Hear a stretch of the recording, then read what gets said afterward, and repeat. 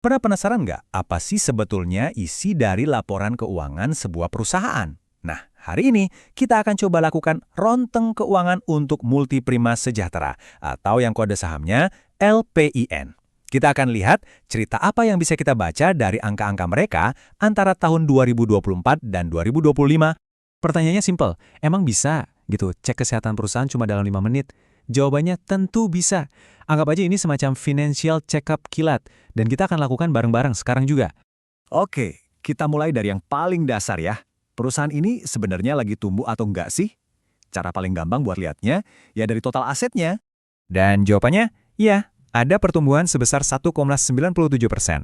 Oke, mungkin angkanya kedengeran nggak fantastis ya, tapi di dunia keuangan, pertumbuhan yang stabil itu justru sinyal yang bagus. Artinya, fondasi perusahaan ini cukup kokoh. Kalau kita lihat nilai rupiahnya, ini bukan main-main loh. Dari sekitar 372 triliun, naik jadi hampir 380 triliun rupiah. Ini jadi titik awal kita buat gali lebih dalam lagi. Tapi jangan berhenti di sini. Angka total itu kan baru kulitnya aja. Biar makin paham, kita harus bedah isinya. Aset itu kan pada dasarnya ada dua macam. Yang gampang dicairin jadi uang, kita sebut aset lancar. Dan yang disimpan buat masa depan, yaitu aset tidak lancar. Nah, yang menarik di sini apa? Coba perhatikan deh. Keseimbangannya itu loh. Dua-duanya sama-sama naik, baik yang jangka pendek maupun jangka panjang, proporsinya hampir nggak berubah. Ini pertanda bagus, artinya nggak ada guncangan besar dalam strategi dasar perusahaan. Terus, aset tidak lancar itu apa sih sebenarnya? Gampangnya gini, bayangin aja ini kayak tabungan jangka panjangnya perusahaan. Entah itu properti, atau mungkin dana pensiun. Intinya, ini bukan uang yang mau dipakai besok, tapi sesuatu yang dibangun untuk masa depan.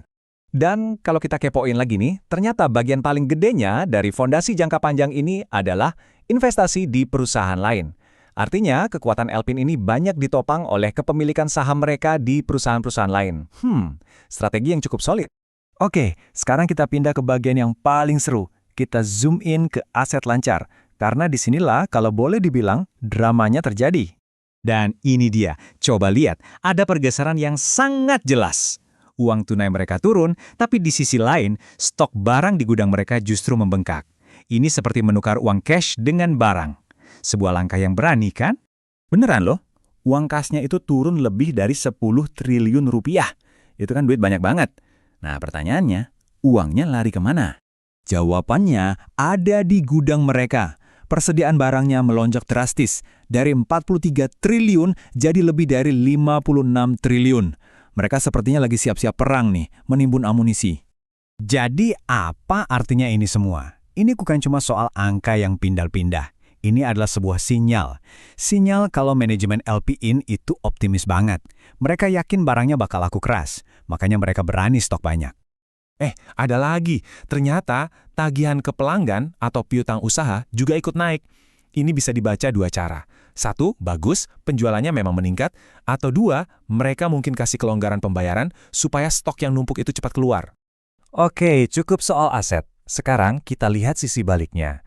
Gimana dengan utang mereka? Terutama utang yang mesti cepat-cepat dibayar. Nah, di sini ada plot twist yang bagus banget.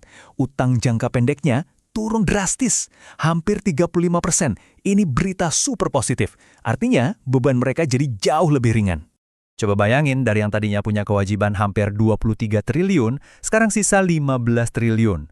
Wah, ini bikin mereka bisa bernafas jauh lebih lega. Oke, kita udah bongkar semua angkanya.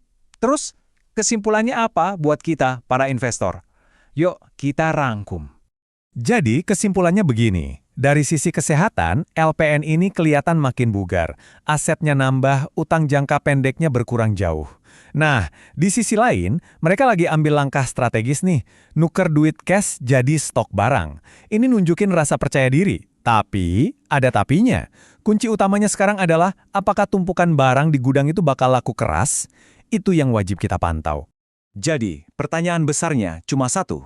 Langkah LPIN mengurangi utang sambil menumpuk barang ini, apakah ini sebuah tanda keyakinan yang matang, atau justru sebuah pertaruhan besar yang berisiko?